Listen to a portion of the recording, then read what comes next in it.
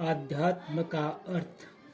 आध्यात्म यानी सत्य को मानना, वो सत्य जिसको कोई खंडित ना कर सके।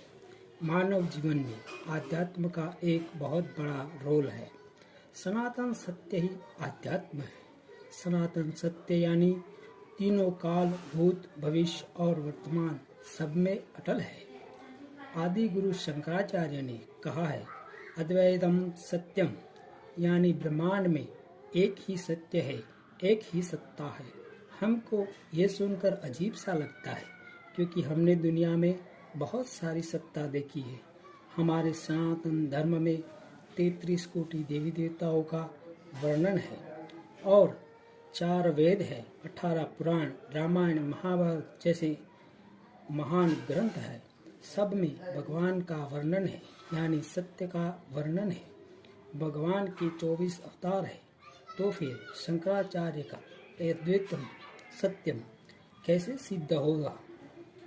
अगर ब्रह्मांड में एक ही सत्ता है तो एक ही भगवान है, तो बाकी वेद, पुराण और महाग्रंथों में बताए गए भगवान झूठ तो नहीं हो सकते। हमारे शास्त्रों में जो भगवान का जिक्र है वो हमारे धर्म गुरुओं का अपना अपना मत है। सभी शास्त्रों का अलग अलग मार्ग है, लेकिन सबकी मंजिल एक ही है। तो आइए मैं आपको इस मंजिल की ओर ले जाने की कोशिश करता हूँ। सारे ब्रह्मांड का रहस्य हमारा शरीर है। अगर हमने अपने आप को समझ लिया तो पूरे ब्रह्मांड का रहस्य मिल जाएगा। मैं आपको एक छोटी सी कहानी सुनाता हूँ। इस कहानी को सुनकर आपको अपने आप को समझने में आसानी होगी। मेरा एक दोस्त है। एक दिन मेरे पास आया और मुझे कहने लगा कि नरसिंह भाई, मैं कल भगवान श्री द्वारकानाथ के दर्शन करने गया था। मैंने चारों धाम के दर्शन कर लिए। पूरा भारत घूम चुका हूँ। कई बार तो मैं विदेश भी गया हूँ। अमेरिका, ऑस्ट्रेलिया और जापान जैसे देश में भी घूम कर आया हूँ। इसकी ये बात सुनकर मैं हंस पड़ा। मुझे हंसता देखकर वो सोच में पड़ गया और मुझे कहने लगा, क्या आपको मेरी बात पर विश्वास नहीं है? फिर मैंने अपनी हंसी रोककर उसके सामने देखा। फिर मैंने उसे कहा, तू जो इतनी सारी जगह घूमने की बात करता है, लेकिन मैंने तो तुझे हमेशा अपने घर में ही देखा है। कभी तुझको अपना घर छोड़कर किसी और जगह देखा ही नहीं है। ये सुनकर वो अचंभित हो गया और मुझ पर थोड़ा गुस्सा भी हो गया।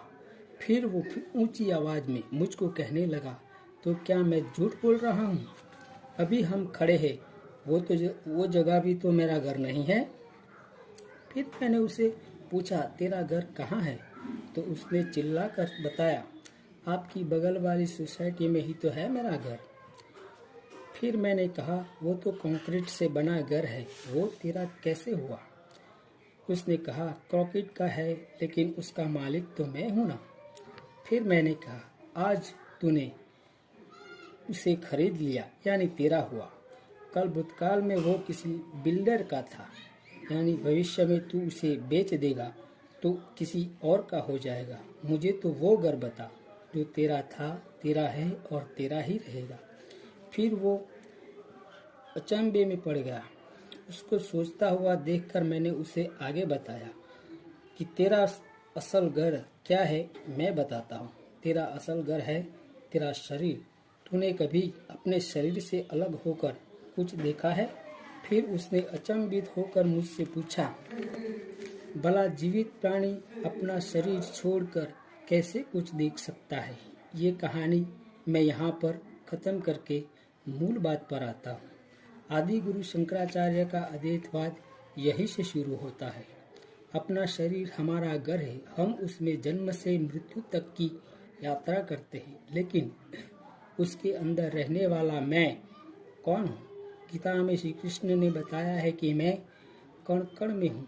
सुई की नोक बराबर जगह भी मेरे बिना खाली नहीं है। हमारा ये शरीर पंच तत्व से बना है। हमारा मन उस पर सवार है।